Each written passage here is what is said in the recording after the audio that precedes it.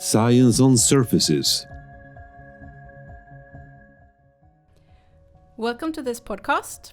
Today we will talk about well-being and stress management for scientists. We will talk about burnout in academia, what the root causes are, and what we can do to protect ourselves from this. We will also explore how the mind works and talk about some tools that you can use, not only to reduce stress, but also to regain mental clarity and improve performance. Here with me in the studio, I have Dr. Déborah Rupert. She has a PhD in biological physics, and she's also a certified professional coach. Today, she supports science innovators with knowledge and tools designed to take care of their mind and protect them from burnout. So welcome. Welcome, thank you very much. It's great to have you here. Thank you for having me. So, many scientists are very passionate about their work, and I guess you can even say that it can be a lifestyle where you end up spending most of your hours awake on your research. And at the same time, there can be a lot of pressure, and the stress levels can be very high and not sustainable in the long run. And you are one of the scientists for which this was the case. You were close to a burnout during your PhD, and now you have started a company to work with science sustainability, right? And to raise awareness about burnout. So why did you decide to change direction of your career? I think it happens from this wake-up call that I had, being very close to burnout. I mean, at the time when I was a researcher, during my PhD, I reached a point where I was working 80 to 100 hours per week. Mm-hmm. So I was opening the lab in the morning, closing it in the evening, in weekends. I was virtually living on campus. And one day I pictured a line on the floor and I heard my mind saying, if you continue this way and cross this line, your mind will be damaged forever. And I really freaked out. And I did the most sensible thing I could do at that time, which was to basically quit science. But after some time, I realized, okay, maybe I can instead focus on recovering and see what's there. And during that journey, I realized that I was not the only one being stressed. There were so many people in science really hitting the wall or having a too high level of stress, and that didn't make sense for me. If we wanted to build a world where innovation will drive, making, this planet a better place, we could not afford to lose those people. So for me, it became quite clear that I wanted to help, and since I was passionate about psychology since I was a kid, I decided to go for that path. Mm-hmm. So it's basically your mission now to help people in a similar situation, prevent people from ending up in the same situation. Yeah. Okay, so burnout. What is burnout? Yeah, what is burnout? And hitting the wall. Yeah, exactly. We hear about this a lot. All the time. It's like, it could be a buzzword, but it needs a clear definition. So burnout it's so-called, it's a systematic stress. It's not like this, dramatic crisis that leads to a trauma and suddenly you feel bad. It may lead to there, but burnout is this succession of very small stress in your life that exhausts you over time. And it's quite dangerous because we don't see it coming as a big episode. It's subtle, but eventually it will drain you down. Mm. And so what are the symptoms that you should be looking for? So there are basically three categories of symptoms that one can look into. So you have physical and emotional exhaustion. So it goes from all types of stresses, like you have problem to sleep, or you're extremely tired. You start to lose concentration, you forget things. Your stomach is upset, or you have this heartbeat, all the medical signs that we can think about stress, but also some that we don't think about, my neck hurts. So they can be very subtle stresses to start with. The emotional stress is like, I can't handle listening to you when you feel bad. I can't afford to. Or I'm irritated. And all those things over time become that we start to change a bit of who we are. It doesn't feel that stable to be ourselves. The second part is cynicism and detachment. So we become more isolated, and we are more pessimist about the world, and we're more cynic. You know, if someone feels bad, we're like, oh, too bad. You know, I'm bad too. Deal with it. This kind of separation with others. And the third one is the lack of productivity and efficacy, and this feeling of hopelessness. Nothing makes sense. I'm useless. I can't do what I want to do. I have this goal. I can't manage to do it. And then there is the shame and the guilt that comes with it. So those three parts are basically a package that comes for some people more than others in different parts. But when some signs start to hit the bell, then it's time to... It's kind of difficult, I'm thinking, because all the symptoms that you mentioned now, they can also be related to something else. Yes.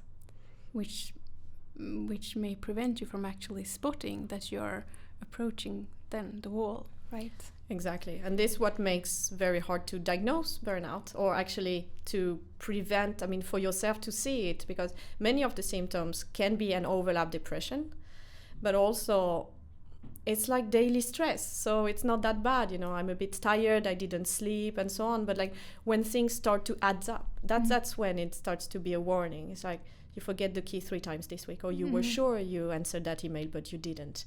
And then you're actually tired.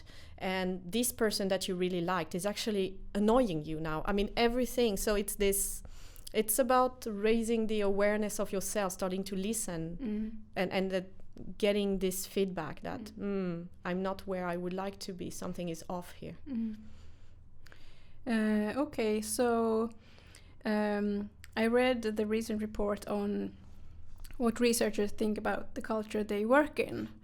And this is the largest ever survey into experiences of research culture, and thousands of people or researchers took part of this survey. And that report states that 49% of the respondents agreed that they had difficulty dealing with work-related stresses. So that's a lot, 49%. So why do so many scientists end up in this situation these days? What are the reasons and causes for that, you think? This report is beautiful and alarming at the same time, right? I mean, it really shines the light in the problems that academia is facing nowadays. This academia has become a toxic environment to work in, and there are many reasons for that.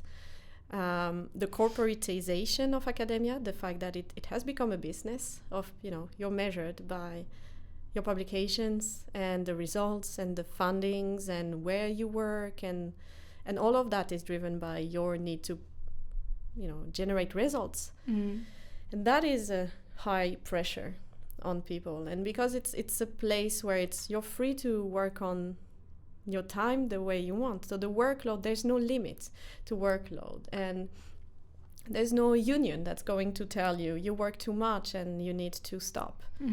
So the self-pressure is humongous. It's never good enough, you know. There's like it's always, you always need to produce and work, and at the same time the working environment, it's accepted to be stressed. I mean, the typical, hi, how are you? I'm stressed, me too. And then you move on. You know, it's like, it's part of the package. And because it's part of the package, it makes it very hard to question it. But you're saying that the sort of productivity pressure has increased over time? Or is it more perceived like I've like an individual pressure that they put on themselves, or is it more from the system that there is more pressure to be more productive? You think? I think it's a mix, but to be honest, over time academia is really becoming a business. I mean, there are more and more researchers, and the fundings and the states put more and more money into innovation as they see their way to increase their, you know, capitalistic sustainability for the country. So the competition is so harsh nowadays. We're far from, the time where the scientist was walking in the park and suddenly the apple fell down and you're like, woohoo, eureka, I had this idea. No, nowadays, like, you want to defend your PhD, you publish 3 papers. And we are here, like, at the border of the unknown, asked to produce results, not to support someone to maybe find an idea because there is a future for this potential concept. No, it's like you need to produce. So the measurement also as a career, the competition to survive and have a career in academia is drastic. The amount of PhD students has never been that high compared to the amount of professors or PIs. I mean, it's obvious when you start your career as a PhD, you have low chances to have your whole career there. So if you want to go there, you better fight. So you go one place, you publish those articles, you do this collaboration with this other researcher and do this crazy postdoc somewhere else, and yet another one, and it never stops because it's a harsh competition. Right. Yeah. So are there any other factors that you would see that could contribute to this overall stress level as well, or? Yeah, I think so one thing is the academic culture, right? Is the system, where it's designed, where the reward system is designed. That is unsustainable on its own. And this is almost a political decision one has to take. Then on the individual, there are two things that I see on top. One is the isolation. The way we work is, you have your small topic and your small project, and like a research group is basically like a small company. It's a startup. You drive your own money, your own vision, you do the leadership, you under a small structure. So there's very little link and connection with others. And within your project, you might be alone. And this drags a lot of emotional needs that we don't allow to have space in academia, especially in natural sciences where rational thinking is placed all the time. To dare go out and say, I'm stressed, I don't know what I'm doing, I'm worried, I don't know if I can make it. It's not welcome, really. So this isolation plays a part. And on top of it, the fact that we are problem solvers, the way we use our mind is into the rational thinking. So over time, it is so much that we disconnect ourselves from our feelings. We go forward, the high achievers in us takes over. It's like, I have to do this and that and that. Then you hear the signals. I'm stressed, I'm tired. And you're like, yeah. It doesn't matter, I have to do this. And these mental patterns, especially for people that tend to, have some kind of super processor as thinking. I mean, these branching patterns of thinking, which is quite typical for people that think a lot. And what does that mean, branching pattern of thinking? The branching pattern is the fact that, when you have one idea, you may come with 2, 3, 4 links to it. But there are some minds that tend to come with 10, 20, and then from this 20 even more, and it becomes overwhelming. Like, your mind never stops thinking. It just never stops, and it's like, oh, and here and there, oh, I have this idea, oh, and it's so overwhelming. But this is the way we operate all the time, so much that when we start to stress about something, we apply the same pattern. So we get caught in our thinking, we get in loops, and we are almost like we are trapped in this world, which is at the same time our working tool. We use our brain to think all the time, and at the same time we need to rest it, but we don't, because we are used to think. Yeah, exactly. So we should use it, and we should think a lot, and then we can't really stop thinking when we should, so to say. Right. So basically you're suggesting then, or you're saying that there are two sort of causes combined into that, the external pressure from the system or whatever you would say, and then it's also the individual that adds to that with their own internal ways of working, pushing themselves, you could say. So I mean, it's good to know then that it's not only the fault of the individual when you reach the stage of a burnout or approach the stage of a burnout. But what can we do as an individual? Because it's very difficult to change the system, like from one day to the other. and still we have to live in it.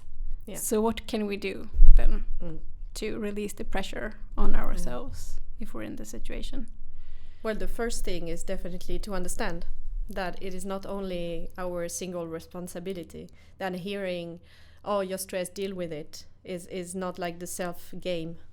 Then when it comes to handling our thoughts and feelings, it's almost about becoming more aware of what it is to be human. That we will have thoughts all the time, but we are not our thoughts. And because our brain is our working tool, we need to take care of it, and we need to rest, and we need to slow it down, because we will tend to go in hyper mode all the time. So things that are very simple, that are biological, is to sleep, for example. There's nothing new, but it's not lifted enough in the society even. I mean, the impact of our lack of sleep is dramatic. And when it comes to thinking and taking decision, if you're not rested, you won't go very far in anything. In even deciding how to take care of yourself will be biased if you lack sleep. So all the basics of sleep, eating well, sleeping well, and drinking and so on. But then beyond that, how we relate with our thoughts and our emotions is also a work on its own. We don't learn at school that there is a person in our head, this voice that will try to save us from danger nonstop and will engage in flight or fight mode. And if we run with it all the time and go in autopilot, we will go all over the place. It will drive us crazy. So learning to have this relationship with our thoughts and understand that the mind will have pitfalls. It is designed to be pessimistic. It is designed to see the worst case scenario. It is designed to put rational ideas on feelings and behaviors of people so that we become biased all the time, and it drives us down into loops and ruminations that will lead us to burnout. Because the way we will handle to stress is that we will feed the stress instead of slowing the mind down. Okay. So tools such as mindfulness, and within mindfulness you could have, meditation, but other types of activities where you actually focus the mind into a single spot of attention, so that the thoughts will never disappear, but they become more of the background. It's kind of a reset button, like, okay, stop from the hyper mode, we need to slow down. But thinking and asking the mind to slow down won't work, because it's like using itself against itself. Yes. So we need to use other tools, which are more the parasympathetic system, all the biology about focusing in the breathing, doing activities that we are fully engaged, and that are not what we are doing during work. All of those activities that detach us from the worrying, that basically, you have to fool your mind into putting it in focus on something else. It sounds straightforward and simple in a way, but at the same time, how would you do this when you're so stressed and you're running like crazy to get those results? And then you won't take time to do whatever it is, like a mindfulness session or something like that. You won't. Should you schedule it, like put it like a daily 5 minutes or something, or what should you do, like practically? Well, exactly, this is the thing, is that the mind will get in survival mode so much that you forget to take care of yourself. Exactly. And then it will convince you that it's not important. Yes. And it's the beautiful contradiction that the faster you want to go, the slower you need to be. So it is about forcing yourself, believing in the science that says if you slow yourself down, you will see that your effectivity, productivity will increase, the creativity will increase. But if you believe the mind, forget about it, Yes. So of course one can transform your life, starting to go to yoga and gym and nature and everything together. But starting everything at once will be impossible. So what can be done is to decide about one thing, to give a gift of oneself, one way to slow down the mind and explore it a little bit. So this 5 minutes a day, even 2 minutes when you wake up, just to slow down the mind or even explore the thoughts. An exercise that I used to do that saved me, I think, during my PhD was to do free writing. Like I would just take a paper and I would just write all my thoughts, everything that would go through my mind without any filter of language or being able to recognize even when I wrote. So it sounds like, okay, now today, so I'm supposed to write. I don't know what it's sunny, I'm hungry, I don't know if I will publish, what would it go to non-stop. But eventually, as you do that, the mind slows down. And it's beautiful to observe your own mind saying like, oh wow, I have less and less thoughts. So you do this every day, did you? Or I was at the high peak of stress, I was doing it probably every 30 minutes because I could not handle my stress. Wow, it was like, because I would start to go like really, like my heart would be pumping and I would start like, I'm losing it totally. So I was like, I need to offload. And it was because the mind was so stressed. Nowadays, I tend to do it some evenings when the day was heavy and I realized that my mind is still on the day instead of being on the evening and in the present moment. So, but it's all those tools, some are routine based. So for example, I meditate every day, but I'm not sharp on the time. It depends on my schedule. And some others are on-demand tools that I use when needed.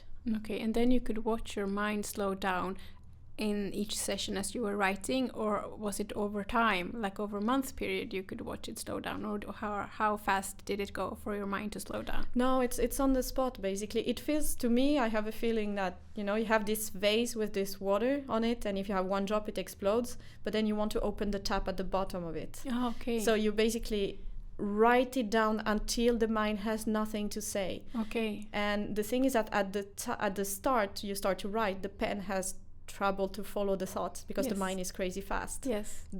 Therefore you can't read what you write. Right. But eventually it starts like, oh, I'm hungry. How about I do that? The speed of it slows down, which means that the amount of thoughts, similar thoughts at the same time becomes slower, and you feel it emotionally. I mean, the body relaxes. Okay. So of course you could go on forever because the mind will never stop thinking, but there is a threshold under which you feel like this release of and do you go back and read after what you wrote, or that's not the purpose of ever reading? No, that's not the purpose. I mean, that would be journaling. Journaling would be, today I've done that and I reflect, I felt this way and so on.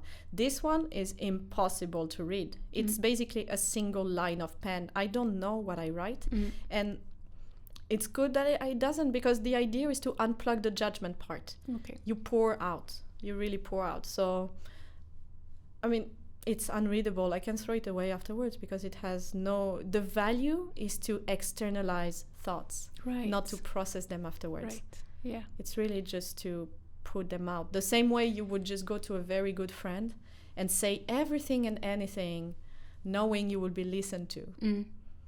Okay. Yeah. So release some of the thought pressure, so to say. Yes. Okay, so here we have 3 tools. Sleep, eat, take care of yourself. That's one.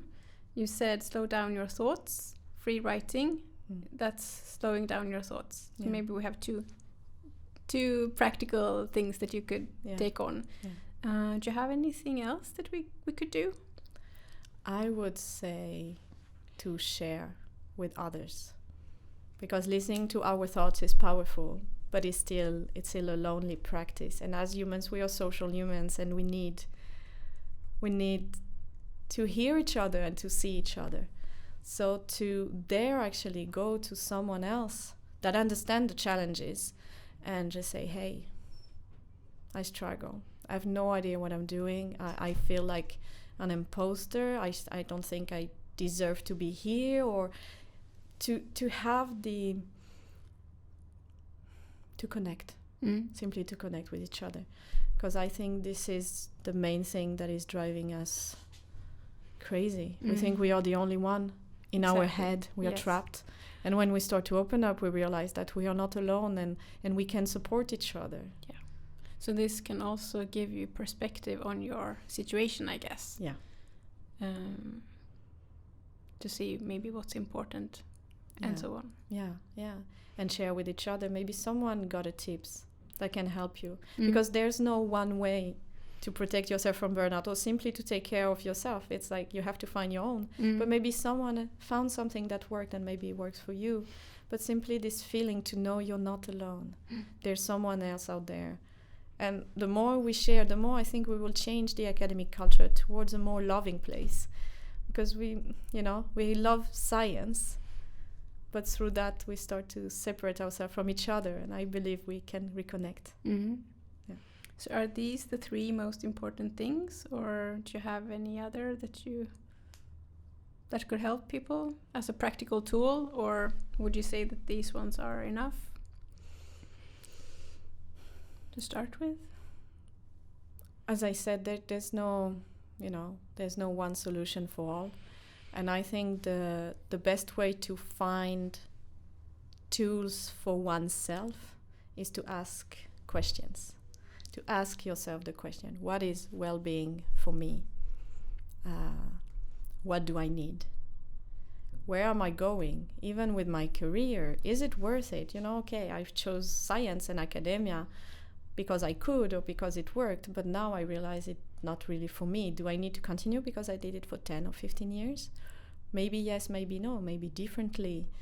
It's to explore oneself and what it is. It's almost like going through an existential crisis, but on purpose. Like really look into what is important for you, where are your values.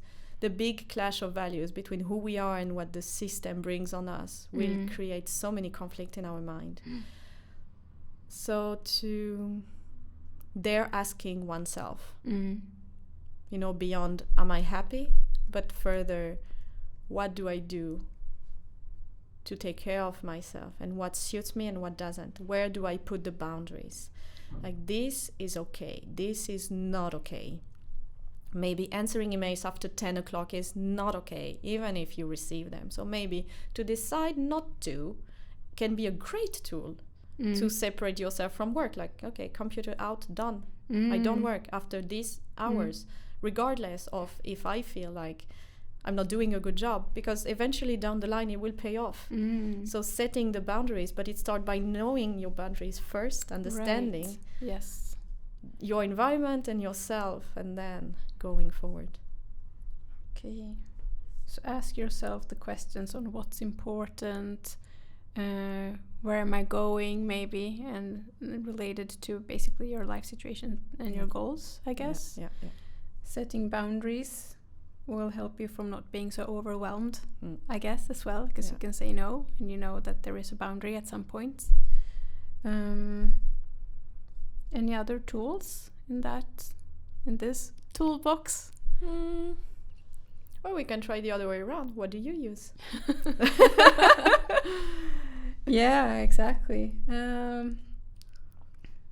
Yes, no, I don't. I don't use any tools that are this. How do you say? I haven't formulated any tools for myself like this, so you're the expert here. So I'm learning as well, being inspired. And of course, we talk about a situation we're focusing on scientists here, but of course this would be applicable to other people as well. Exactly. Although it's it may be particularly overwhelming for people in science, because there is no time limit to the workload, as you mentioned. So I'm thinking, so we've had the practical tools. Is there anything else that we can do except for these practical tools on a more I don't know, some other level? I guess it's hard to change the system, as we already discussed. Yes, systems are always hard to change, but I believe in grassroots movements and leadership awakening, so that I think if we all start to realize data is coming up, the reports are coming up, phrasing about bullying in academia, about this report from the Wellcome Center talking about the culture in academia, that people are actually not happy. Right.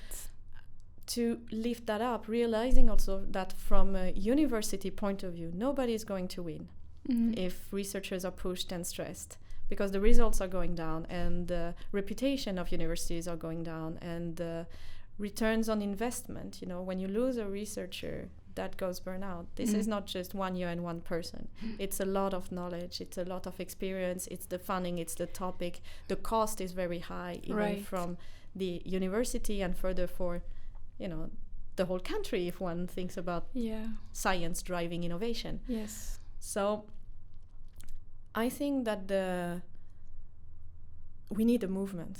We need a movement of scientists waking up, saying like, this is not okay. We need to get together and raise the awareness of the challenges that it is to do academia, not only for PhD students, but, you know, being a PI at a high level and getting fundings, it's as tough, and it's probably even more isolating because you don't dare to talk to your competitors somehow. It's difficult to have friends when everything is about politics, you know? Yeah. So I think institutions have a responsibility to raise those questions. And we have the power to point that out, to actually be a voice and say, this is not okay. And if it goes to the PI of the group and the person doesn't listen, then you go to the head of division, and probably the head of division might not listen. But there will always be an ally somewhere. So we can collect each other.